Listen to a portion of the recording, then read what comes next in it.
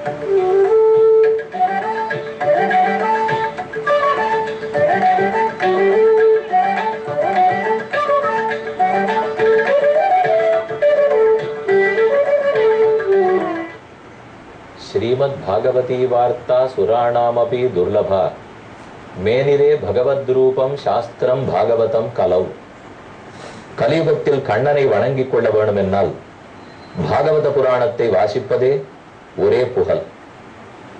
கண்ணன் துவாபர யுகத்தின் இறுதியில் இப்பூவுலகை விட்டு வைகுந்தத்தை நோக்கி செல்லும் போது உத்தவருக்கு உரைத்தான், இனி நான் இப்பூவுலகத்தில் கலியுகத்தில் பாகவத புராணத்தின் ஸ்லோகங்களிலேயே வாழப்போகிறேன்.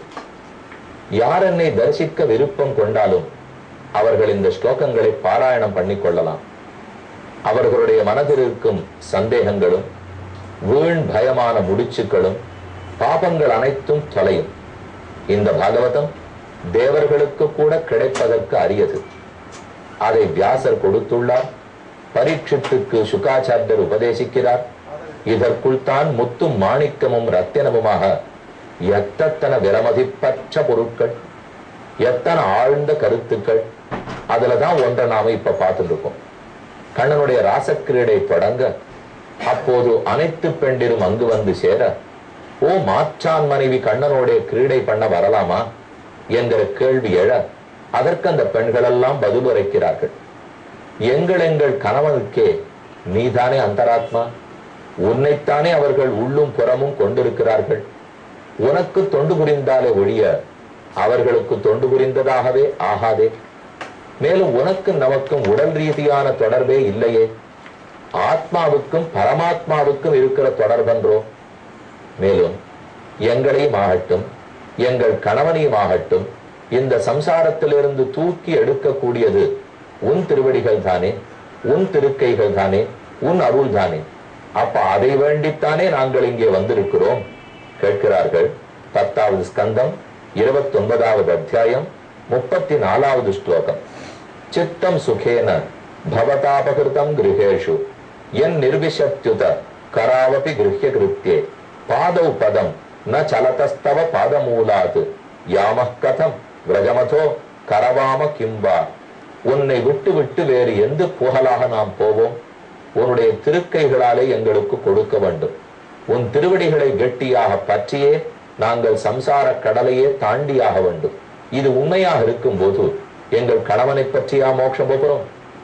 நாங்க அதுக்குன்னுட்டு கணவனை விட்டுடணும்ட்டோ மனைவி கணவனை விட்டுடணும்ட்டோ பேச வரல. உன்னிடத்தில் விருப்பம் வேண்டி வந்ததை நீ தவறாக புரிந்து கொள்ள கூடாது. இந்த உயர்ந்த கருத்தை நம்ம தெரிஞ்சுக்கணும். இப்ப பெருமாள் சேவிக்கிறதுக்கு எல்லா பெண்களும் போறோம், ஆண்கள் எல்லாரும் போறோம். கியூ வரிசை நின்று இருக்கு. நாங்க இதெல்லாம் ஆண் வரிசை, இதெல்லாம் பெண் வரிசை அப்படின்னு சேவிக்கிறதுக்காக பிரிச்சு விட்டுட்டா. பெருமாளுக்கு முன்னாடி உட்காந்து பஜனை பண்ணிட்டு இருக்கோம். இந்த பக்கம் பெண்கள் உட்காந்துங்கோ, இந்த பக்கம் ஆண்கள் உட்காந்துங்கோ, பஜனை பண்ணுங்கோன்னு சொல்றா. அப்ப நாம நிக்கிற இடத்துல ஆண் பெண் என்ற பிரிவன் இருக்கு. கியூல கூட பிரிச்சா கூட பிரிச்சிருவா. ஆனா பகவானை நாம் அனுபவிக்கும் போது அவர் ஆண் தானே. அவர் ஆணுமல்ல பெண்ணுமல்லன்னு சொல்லத்துக்கு முடியாது. அவர் உருவத்துல ஆண் தெரியறது, உருவம் உண்மைங்கிறதும் புரியுது. பகவானை பத்தி அனைத்து பாடல்களும், அது இந்திரனை பாடியிருக்கட்டும் சந்திரனை பாடியிருக்கட்டும், அதெல்லாம் முக்கியம் அல்ல. நான் இப்ப பரம்பொருளை பற்றி பேசிக் கொண்டிருக்கிறேன். எத்தனை ஆழ்வார்கள் பாசுரம் பாடியிருக்கார், எத்தனை கம்பநாடர் 100 1000 பாசுரம் பாடியிருக்கார். இவர்கள் எல்லாரும் புருஷோத்தமன், புருஷன், பேர்பட்டவன் பகவான். ஒரு பெண்ணு வேண்டிக்க செய்வே, அப்பா நீ கொடுக்குறியா அப்படின்னு தான் கேட்டுக்கிறா. அம்மா நீ கொடுக்குறியான்னு கேட்கல. இப்ப அதனால ஒரு குறையும் இல்லை. இப்போ மேலும் பெருமாளுக்கு இந்த திருமேனி ஒண்ணுதாங்கிறது அல்ல. அவர் பன்றியாகவும் பிறக்கிறார், மீனாகவும் பிறக்கிறார், ஆமியாகவும் பிறக்கிறார், புருஷோத்தமன் ராமனாகவும் பிறக்கிறார், கண்ணனாகவும் பிறக்கிறார். தனக்கு எப்பப்படி தோன்றதோ அப்பப்படி திருமேனி எடுத்துக்கிறார். உலக இன்பத்துக்குள்ள அவர் நுழையறதே கிடையாது. ஏதோ நம்ம மோட்சம் போகணுங்கிறதுக்காகத்தான் இந்த விக்கிரகம், அதுக்குத்தான் இந்த திருமேனி. வேற எங்கெங்கயோ சுத்தின் இருக்கிற கண்கள் அவனிடத்துல நினைத்து இன்பம் பெறணுங்கிறதுக்காகத்தான். இந்த உரிமை பகவான் ஒருத்தருக்கு தான் உண்டு. ஒருத்தர்னு அவர் ஒருத்தருக்கு மட்டுமே உண்டு. அந்த பெருமானுக்கு உண்டு, அந்த ஜீவாத்மாவுக்கு உண்டு. அவ 2 பேருக்கும் இருக்கிற நெருக்கம் மத்தாரும் குறுக்க இடவெள்ளி இல்லாத நெருக்கம். நாம இங்கேருந்து கிளம்பி அங்க போன பிற்பாடு அப்பா அம்மா தெரிய போறாளா, கணவன் மனைவி தெரிய போறாளா, பிள்ளை பிள்ளைகள் தெரிய போறாளா, ஒருத்தரும் தெரிய போறது இல்லை. அதுக்குங்கிறதுக்காக இங்க இருக்கிற கடமைகளை விட்டுடணும்னு நான் சொல்லவே இல்லை. ஆனா இந்த புரிதலோட ஆணும் பெண்ணு இங்க வாழ்ந்தாள்னு வச்சுங்க, இன்னும் இல்லறம் இவ்வளவு நன்னா இருக்கும் தெரியுமோ. அதுக்குதான் திரும்ப திரும்ப சொல்றேன். இப்போ இந்த புரிதல் இல்லாமல் நம்ம வாழ்க்கையை வாழ்ந்துட்டோம்னா வெறும் வெறும் ஒரு ஆண் ஒரு பெண்ணுக்காக வாழ்ந்துட்டு இருப்போம். ஆனா இந்த புரிதலோட வாழ ஆரம்பிச்சோம்னா பரமாத்மாவுக்காக ரெண்டு ஜீவாத்மாக்கள் கைகோத்துன்னு வாழ ஆரம்பிப்பான். அப்ப எவ்வளவு நல்லா இருக்க போறது. அதனால இதை ஒழுங்கான ரைட் சென்ஸ்ல ரைட் பர்ஸ்பெக்டிவ்ல புரிஞ்சுக்கணும்னு சொல்றாலும் இல்லையோ, அதை போல இதை நாம புரிந்து கொள்ள வேண்டும். அனைவருக்குள்ளும் இந்த மனைவிக்குள்ளேயும் அதே பெருமாள் தான் இருக்கார். அங்க சேவிச்சாலும் பார்சாரிதி தான், என் மனைவியினுடைய உடம்புக்குள்ள சேவிச்சாலும் பார்சாரிதி தான், அங்க சேவித்தாலும் சிவரி பெருமாள் தான், என் கணவனுடைய உடம்புக்குள்ள சேவிச்சாலும் சிவரி பெருமாள் தான், எங்கு சேவித்தாலும் சிவரி பெருமாள் தான், எங்க இருந்தாலும் சௌந்தரராஜ பெருமாள் தான், எங்கேயும் ஆறாவதன் தான், எங்கேயுமே நித்தில தொத்து தான், எங்கேயும் தெய்வநாயகன் தான், எங்கும் திருக்குறுங்குடி நம்பிதான், எங்கேயும் திருக்கோட்டியூர் மாதவ பெருமாள் தான், எங்கேயும் தாமோதர நாராயணன் தான். யார சேவிச்சிருந்தாலும் சரி ஒரு மனிதனுக்குள்ளேயும் அவர் தான் இருக்கார். இந்த உண்மை புரிஞ்சிக்காத மாதிரி கண்ணன் பேசிட்டார். அவர் கேட்ட கேள்வி உண்மை, உலகத்தார் புரிஞ்சுக்கணுங்கிறதுக்காகத்தான் இந்த கேள்வியை கேட்டுட்டார். ஆகையால் உலக இன்பத்தையும் கடவுள் இன்பத்தையும் ஒப்பிட்டு பேசுவதே கூடாது. இதுல ஆண் பெண் என்றோ உடல் ரீதியான தொடர்புக்கோ அர்த்தம் இல்லை. சம்சாரத்திலேருந்து மேல போறதுக்கே அவனைத்தான் பிடிக்க வேண்டியிருக்கு. இதுல போய் நான் வரலாமா நீ வரலாமா நான் பேசியிருக்க முடியும். இதுக்கு அடுத்த ஸ்லோகம் இன்னும் அழகான கருத்து பாருங்க. யஹ்யம்புஜாக்ஷர் தவ பாததலம் ரமாயாக தத்த க்ஷணம் கொச்சித் அரண்ய ஜனப்பிரியஸ்ய அஸ்பிராக்ஷ்ம தத் பிரபுருதி நான்ய சமக்ஷமங்க ஸ்தாத்தும் துவயாபிரமிதா பத பாரயாமஹா. லக்ஷ்மி தேவி வாசம் பண்றதை சேவிக்கிறேனே கண்ணனே. பகவானுடைய திருமார்பில் லக்ஷ்மி விட்டு பிரியாம எழுந்தோடி இருக்காளோ இல்லையோ, இந்த லக்ஷ்மியை நம்பித்தான் நாங்க எல்லாரும் வந்திருக்கோம். நன்னா மனசுல வாங்கிக்கோங்க. எல்லா பெண்களையும் இப்ப பார்த்து சொல்றா, உன்னுடைய திருக்கைகளை லக்ஷ்மி தேவிக்கு கொடுத்திருக்கியே, உன்னுடைய திருவடியை அவளுக்கு கொடுத்திருக்கிறாயே, உன் திருமார்பிலேயே அவளை இருப்பிடமாக கொண்டு அவளுக்கு இடம் கொடுத்து வச்சிருக்கியே, அந்த லக்ஷ்மி தேவிக்கு கொடுக்கிற இன்பத்தை எங்களுக்கு தர வேண்டாமா? அவளை நம்பித்தானே வந்திருக்கோம். ஏ லக்ஷ்மியே, நீங்கள் தான் எங்களை எல்லாம் பெருமானோட சேர்த்து வைக்கணும். சட்டுன்னு அவளிடத்துல கை கூப்புறார். பெருமானிடத்துல அவளை அடையாளம் காட்டியே, அவளை என்னத்துக்காக நீ கூட வச்சிருக்கே, அதுக்காகவான எங்களை நீ அருள் புரிய வேண்டாமான்னு கேட்கிறா. இது எங்கேயான உலகத்துல நடக்குமா?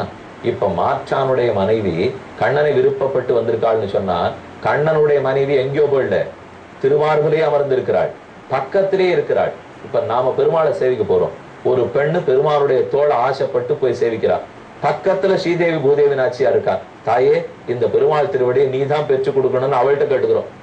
உலகமா இருந்தா எவ்வளவு பெரிய அடிதடி சண்டை வந்திருக்கும். பக்கத்துல மனைவி இருக்கிறச்சு, நான் யாருடைய மனைவியோ வந்து லக்ஷ்மியே நீ பகவானுக்கு மனைவி, எப்படியானு பார்த்து எனக்கு அவனுக்கும் கல்யாணம் பண்ணி வச்சுடுறியா அப்படின்னு கேட்டா கட்டை எடுத்து நடிக்க வர மாட்டாளோ? ஆனா உண்மையில் நன்னா லக்ஷ்மி காலை பிடிச்சுக்கிறோம். நீ தான் என்ன பெருமாளோட சேர்த்து வைக்கணும்னு பிரார்த்திக்கிறோம். அவளும் ஆசையா நம்ம பெருமானோட சேர்த்து வைக்கிறாள். ஆணையும் சேர்த்து வைக்கிறாள், பெண்ணையும் சேர்த்து வைக்கிறாள். என்ன குறை?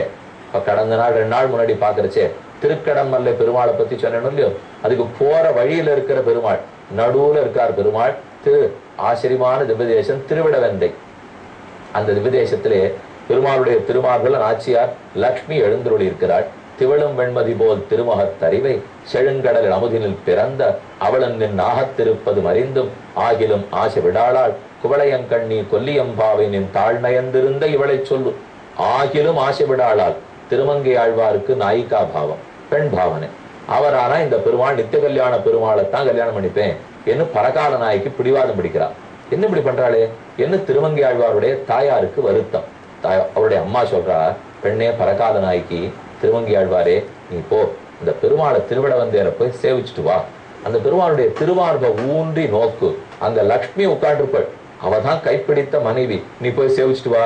இவளுக்கு உள்ளூர என்ன எண்ணம்? கல்யாணமானவன் இந்த பொண்ணு பார்த்துட்டு வந்துட்டா ஆசையை துறந்து விடுவாள்னு இவளுக்கு எண்ணம். திருமங்கை ஆழ்வார் போனா நேர பெருமாளை சேவிச்சா. திரும்பி வந்த உடனே, தாயே போறதுக்கு முன்னாடி கல்யாணம் அவனோட எனக்கு ஆகுமோ இல்லையோன்னு சந்தேகம் இருந்தது, இப்ப சந்தேகம் விலைக்கு போச்சு, நிச்சயமா அந்த பெருமாள் எனக்கு தான். தூக்கி வாரி போட்டது தாயா இருக்கு. இவளை போய் மனைவி திருமார்புல உட்காண்டு இருக்கா, பார்த்து பயந்து வந்துருவள். இனிமே மாற்றானுடைய கணவனுக்கு ஆசைப்படக்கூடாதுன்னு வந்துருவள்னு பார்த்தா, இவன் இன்னும் அந்த பெருமாளை விருப்பப்படுறாள். என்ன? அப்பதான் பரகாலனாகி தாயார் இடத்துல சொல்றார், அந்த நாச்சியார் திருவடியே பற்றினே, கவர்படாதே, நான் உன்னை பெருமானோட சேர்த்து வைக்கிறேன். என்ன அவ சொல்லிட்டா, எப்ப பிராட்டி என்ன சேர்த்து வைக்கிறேன்னு உறுதி கொடுத்துட்டாளோ இனிமே எனக்கு சந்தேகம் இல்லை, நித்திய கல்யாண பெருமான் நான் தான். அந்த பெருமாள் அவசியம் கைப்பற்றிடுவேன். இதோ இடது திருமடியே பகவான் பிராட்டியை அமர்த்தி கொண்டு திருவிடவெந்த எம்பெருமானாக எழுந்தருளி இருக்கிறார். இப்ப இங்கேயும் சொல்லுங்க, ஒரு பெண் ஆணை விருப்பப்பட்டு போவதாக இருந்தால் திருமார்பில் இருக்கிற மனைவி மடியில உட்கார்ந்து இருக்கிற மனைவியை பார்த்து நீதான் சேர்த்து வைக்கணும்னு சொல்லத்தான் முடியுமா, இல்ல சேர்த்து தான் வச்சுடுவாளா? அதுல இருந்தே இதுல உடல் ரீதியான தொடர்பில்லை. இது அப்ராகிருத்தமான உலக இயல்புக்கே மாறுபட்டிருக்கிறதுங்கிறத தெரிஞ்சுக்கணும். ஸ்ரீ யத் பதாம்புஜ ரஜச்சகமே துளசியா லப்த்வாபி வக்ஷசி பதம் கில பிருத்யஜுஷ்டம். உன் திருவடியும் மகாலட்சுமி வருடுகிறாள், உன் திருமார்புலையும் எழுந்தருளி இருக்கிறாள். அவளை கேட்டாலும் அதைத்தான் சொல்லுவாள், எங்களை கேட்டாலும் அதைத்தான் சொல்லுவோம்.